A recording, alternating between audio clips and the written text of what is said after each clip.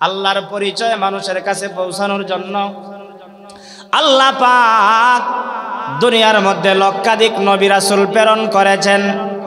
আদম আলাইহিস সালাতু ওয়াস সালাম আল্লাহর পরিচয় দিয়েছেন, লা ইলাহা ইল্লাল্লাহ আদম সফিউল্লাহ। নূহ আলাইহিস সালাতু ওয়াস সালাম আল্লাহর পরিচয় দিয়েছেন, লা ইলাহা ইল্লাল্লাহ নূহ নাজিউল্লাহ। হযরত ইব্রাহিম আলাইহিস সালাতু ওয়াস সালাম আল্লাহর পরিচয় দিয়েছেন, লা ইলাহা ইল্লাল্লাহ ইব্রাহিম খলিলুল্লাহ। ঈসা আলাইহিস সালাতু ওয়াস সালাম আল্লাহর পরিচয় দিয়েছেন, লা ইলাহা ইল্লাল্লাহ ঈসা রূহুল্লাহ। আমার আপনার নবীও আল্লাহর পরিচয় দিয়েছেন, একত্ববাদের পরিচয় দিয়েছেন, লা ইলাহা ইল্লাল্লাহু মুহাম্মাদুর রাসূলুল্লাহ। আমার নবী যখন সেই কালেমার দাওয়াত জন্মের পরেই দেন না, জন্মের পরে 40টা বছর নবীজি মক্কায় কাটাইছেন। মক্কার ছোট বড়, কালো সুন্দর, ধনী গরিব সবাই নবীকে মহব্বত করে, সবাই নবীকে ভালোবাসে। এমনকি রাস্তায় পাইলে নবীরে মহব্বত করে, ভালোবাসে, চাও খাওয়ায়, রুটিও খাওয়ায়। যেই দিন আমার নবী সেই কালেমার দাওয়াত দিতে আরম্ভ করলেন আর বললেন, তোমরা যারা সূর্যের পূজা করতা আজকে থেকে সূর্যের পূজা চলবে না। তোমরা যারা চন্দ্রের পূজা করতা আজকে থেকে চন্দ্রের পূজা চলবে না। তোমরা যারা 33 কোটি দেবতার পূজা করতা আজকে থেকে এগুলো চলবে না। একমাত্র গোলামি চলবে কার? আরো জোরে বলেন কার?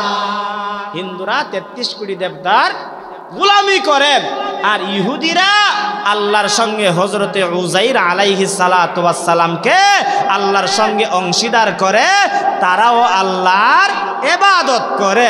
আর খ্রিস্টানরা হযরতে ঈসা আলাইহিস সালাতু ওয়াস সালামকে আল্লাহর পুত্র মনে করে, আর মরিয়মকে আল্লাহর স্ত্রী মনে করে।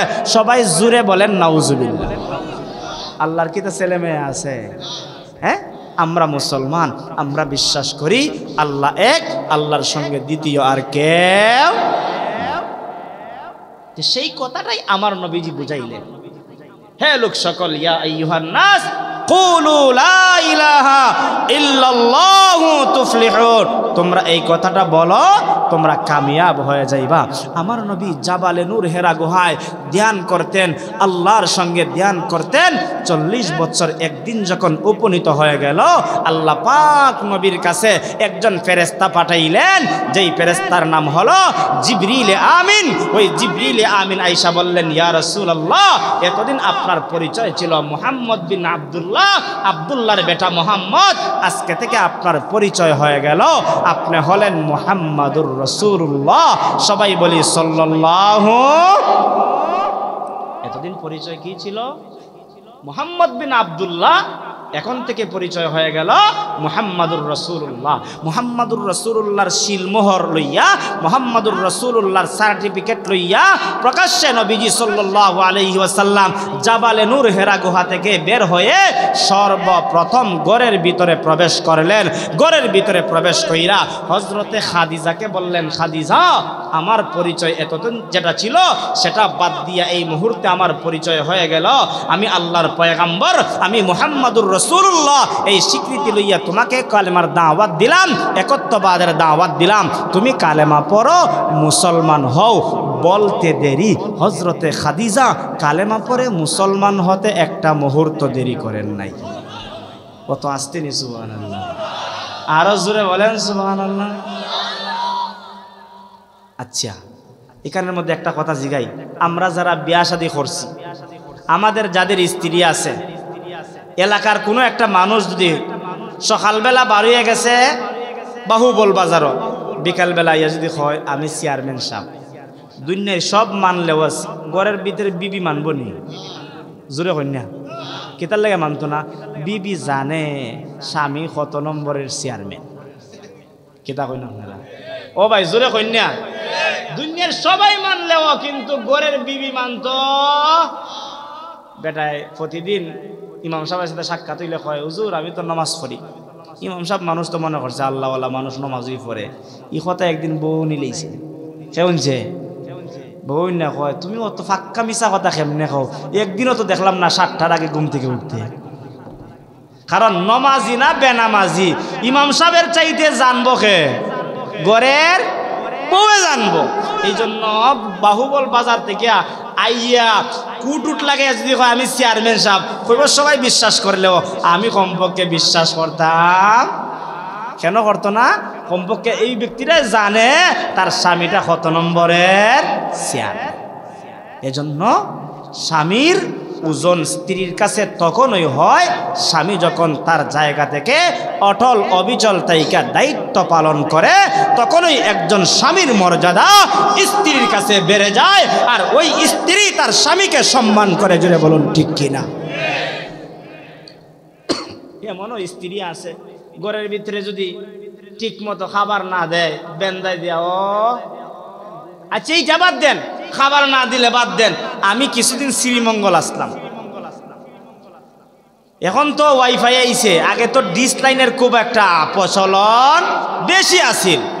বারাঠি বেঠা বারাঠিয়া তাকে একদিন দেখা গেছে বিল না দিলে তো এই ডিসেল লাইন কাটি লাইব, ফোন দেওয়া হয়েছে ঘরের ডিস লাইন কাটি লাইছে, বিল দেও না হয় কিন্তু আজকে আইতে পারতা না ঘরের ভিতরে। বাস্তবই দেখা যায় বেটায় আইছে, আইয়া দেখে ডিস লাইন খাটা ঘরের ভিতরে ঢুকায় না, কয় না দিলে সারা রাত্রির ভিতরে ঘরের ভিতরে ঢুকার কোনো অনুমতি। এমন জল্লাদ কিছু বেঠিন গড় আছে না নাই? আরো জোরে বলেন আছে না নাই? বাহুবল শিব পাশা না থাকতে পারে, অন্য অন্য এলাকায় থাকতে পারে, কিন্তু আমার নবী সাল্লাল্লাহু আলাইহি ওয়াসাল্লাম কেমন স্বামী হিসাবে ছিলেন?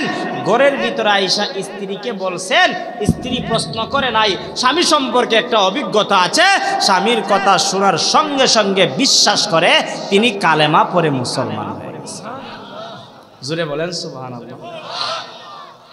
আল্লাহর পয়গম্বর জিজ্ঞাসা করেন, খাদিজা আমি তোমাকে কেবলমাত্র বললাম, তুমিও সাথে সাথে কালেমা পড়লা, মুসলমান হয়ে গেলাম। খাদিজা তোমার মনের ভিতরে আমাকে নিয়ে কোনো প্রশ্ন জাগলো না, আমি কেমনে নবী হইলাম, কিভাবে নবী হইলাম? হযরতে খাদিজা ডাক দিয়া বললেন, আমি মক্কার মধ্যে কত মানুষ দেখেছি, কত মানুষের সঙ্গে চলাফেরা করেছি, কত মানুষের সঙ্গে লেনদেন করেছি, আপনাকেও আমি দেখেছি।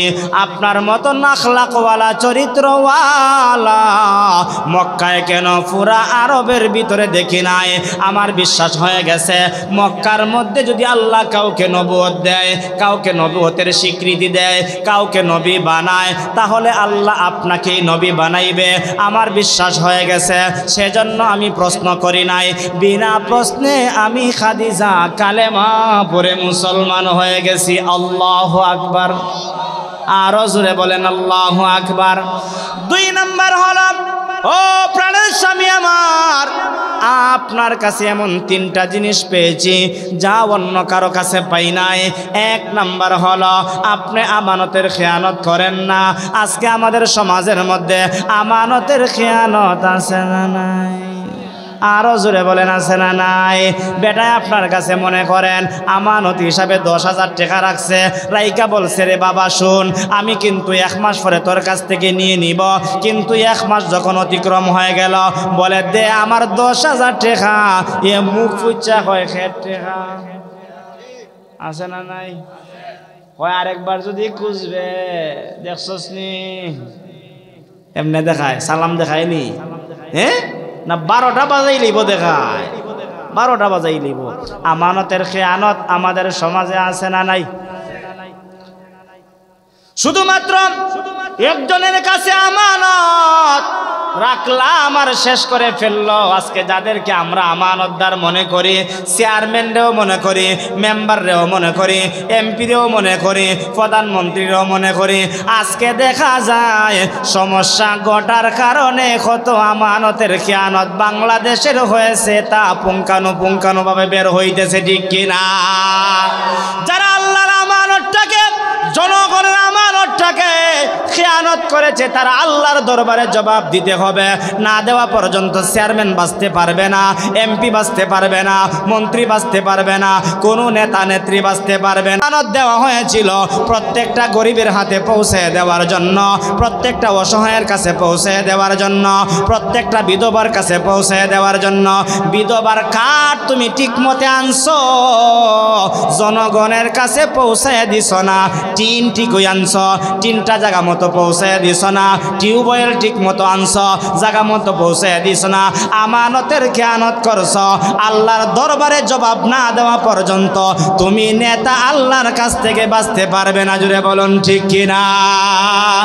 এই জন্য আমরা মুহাম্মাদুর রাসূলুল্লাহ সাল্লাল্লাহু আলাইহি ওয়াসাল্লামকে সবচাইতে বড় নেতা হিসাবে আমরা মডেল বানাইয়া আমরা ওই দিকে অগ্রসর হব। যেই নেতার কাছে আমানত আছে ওই নেতার পিছনে আমরা আছি, ঠিক কিনা? যেই নেতার কাছে আমানত নাই ওই নেতার সঙ্গে আমরাও। আরো জোরে বলেন। আল্লাহর পয়গম্বর সম্পর্কে হযরতে খাদিজা বলেন, আপনার কাছে এক নম্বরের একটা জিনিস পাইলাম, সেটা হলো আপনি আমানতের খেয়ানত করেন না। হিন্দু যদি নবীর কাছে আমানত রাখতো পুঙ্খানুপুঙ্খানুভাবে পাইতো, খ্রিস্টান যদি নবীর কাছে আমানত রাখতো পুঙ্খানুপুঙ্খানুভাবে পাইতো। আজকে মুসলমানের কাছে আমানত রাখে, খেয়ানত হয়ে যায়, আছে না নাই? কিন্তু আল্লাহর নবীর কাছে হিন্দু, খ্রিস্টান, বৌদ্ধ, নাসারা পর্যন্ত আমানত রাখতো। বাবা তার সন্তানের কাছে আমানত রাখে নাই, সন্তান তার বাবার কাছে আমানত রাখে নাই, নেতার কাছে আমানত রাখে নাই। নবীকে বিশ্বস্ত মনে করে, আমানতদার মনে করে আমার নবীর কাছে আমানত রাখত। হযরতে খাদিজা বলেন, আপনার কাছে এক নম্বরে পাইলাম আপনি আমানতের খেয়ানত করেন না। দুই নম্বরে হলো আপনি ওয়াদা করলে ওয়াদার বরখেলাফ করেন না।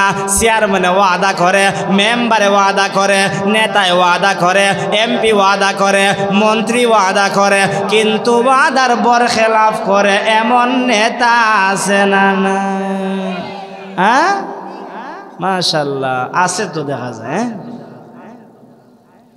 কিন্তু সরকারে দো আলম নবী মুহাম্মাদুর রাসূলুল্লাহ এমন একজন ব্যক্তি ছিলেন যিনি ওয়াদা করলে ওয়াদার বরখেলাফ করতেন না। একজনের সঙ্গে ওয়াদা দিয়ে দিয়েছেন, আগামীকাল তোমার সঙ্গে সাক্ষাৎ করব, যতই বাধা আসুক না কেন সেখানে নবীজি সাক্ষাৎ করতেন। যার সঙ্গে ওয়াদা দিতেন ওয়াদার বরখেলাফ করতেন না। হযরতে খাদিজা বলেন, আপনার কাছে দুই নম্বরে পাইলাম আপনি ওয়াদার বরখেলাফ করেন না। তিন নাম্বার হলো, ওগো নবীজি, ওগো প্রাণের স্বামী আমার, আপনার কাছে তিন নাম্বারে পাইলাম আপনি আত্মীয়তার সম্পর্ক ছিন্ন করেন না। আমাদের সমাজের মধ্যে এমন কিছু মানুষ আছে একই ফ্যামিলি থেকে আস্তে আস্তে আলাদা হয়ে গেছে, বাচ্চা কাচ্চা বড় হয়ে গেছে, তাদের ফ্যামিলি থেকে একজন লন্ডন চলে গেছে, অথবা আমেরিকা চলে গেছে, জাপান জার্মান চলে গেছে, সৌদি আরব কাতার চলে গেছে, আর চাচাতো ভাই অথবা চাচাটা এখনো বিদেশ যাইতে পারে না, দিন মজুর আনে আর খায়, তার চাচা বাতিজারে পরিচয় দেয় না। কয় খামলা বেটা, আরে চাচার কথা বাদ দেন, বাবা সন্তান যদি ধনী হয় ওই সমস্ত তার বন্ধু বান্ধবের কাছে বাবারই পরিচয় দিতে চায় না, এমন কুলাঙ্গার সন্তান পৃথিবীতে আছে না? না, এজন্য আমার নবী সাল্লাল্লাহু আলাইহি ওয়াসাল্লাম আত্মীয়তার সম্পর্ক ছিন্ন করতেন না। এমন জিনিস আমাদের ভিতরে আসা দরকার আছে না নাই? নবীর কাছে হযরতে খাদিজা কয়টা জিনিস পাইছেন? কয়টা? আরো জোরে বলেন, কয়টা? এক নাম্বার হলো আমানতের খেয়ানত করেন না। দুই নম্বরে আপনি ওয়াদার বরখেলাফ করেন না। তিন নাম্বার হলো আপনি আত্মীয়তার সম্পর্ক ছিন্ন করেন না। আল্লাহর পয়গম্বর যখন সেই কথাগুলো শুনলেন, শোনার পরে এবার খাদিজার উপরে বেজার না খুশি? আরো জোরে বলেন বেজার না খুশি? আল্লাহর পয়গম্বর মুহাম্মদুর রাসূলুল্লাহ সাল্লাল্লাহু আলাইহি ওয়াসাল্লাম বললেন, খাদিজা এবার শোনো, তুমি হলে মহিলাদের মধ্যে সর্বপ্রথম ইসলামের ছায়াতলে আসনেওয়ালা বান্দি, তুমি ইসলামের প্রথম বান্দি যিনি ইসলাম গ্রহণ করেছেন।